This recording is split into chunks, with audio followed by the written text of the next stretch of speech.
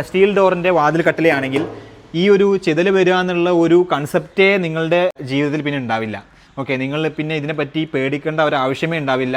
ചെതലിനെ പറ്റി നിങ്ങൾ ഒരു കാലത്തും നിങ്ങൾ ആലോചിക്കുക പോലും വേണ്ടി വരില്ല. മരത്തിൻ്റെ വാതിലുകൾക്കും വാതിൽ പൊളികൾക്കും മെയിൻ്റനൻസ് വളരെ കൂടുതലാണ്. നമ്മൾ ഓരോ വട്ടം പെയിൻ്റ് അടിക്കുന്നതിന് മുന്നേ നമ്മളിതെല്ലാം സാൻഡ് ചെയ്തിട്ട് പിന്നെ രണ്ടാമത് പോളിഷ് ചെയ്യണം.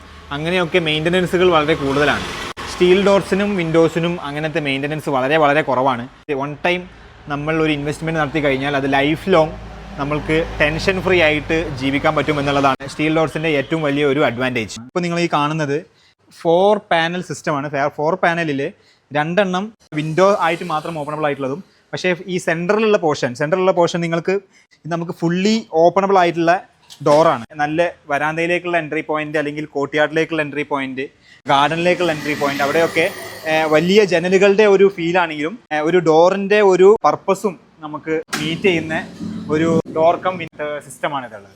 Okay, Tata GI 16 gauge sheet, 120 GSM Tata GI 16 gauge ഷീറ്റാണ് നമ്മൾ യൂസ് ചെയ്തിട്ടുള്ളത്. ഇത് നിങ്ങൾക്ക് ഇതിൻ്റെ ഇടയിൽ വെച്ചിരിക്കുന്ന കമ്പി സ്ക്വയർ പൈപ്പുകളാണ്. സ്ക്വയർ പൈപ്പിന് പകരം നിങ്ങൾക്ക് വേണമെങ്കിൽ സ്റ്റെയിൻലെസ് സ്റ്റീലിൻ്റെ പൈപ്പ് യൂസ് ചെയ്യാം. ജനലിന് നമുക്ക് ഗ്ലാസും ഇടുന്നതായിരിക്കും. അടിയിൽ ലൂവേഴ്സും വെച്ചിട്ടുണ്ട്, ഷട്ടേഴ്സും ഉണ്ടായിരിക്കും. ഓക്കെ, ഇതൊക്കെ നിങ്ങൾക്ക് ഏത് ഡിസൈനിൽ വേണമെങ്കിലും നിങ്ങൾക്ക് വെക്കാൻ പറ്റും. സൈസ് കസ്റ്റമൈസബിൾ ആണ്. ഇതിൽ യൂസ് ചെയ്യുന്ന മെറ്റീരിയൽസ് കസ്റ്റമൈസബിൾ ആണ്. എല്ലാം നിങ്ങൾക്ക് വേണ്ട രീതിയിൽ വേണ്ട സൈസിൽ നമ്മൾ നിങ്ങളുടെ സൈറ്റിൽ എത്തിച്ചേരുന്നതായിരിക്കും.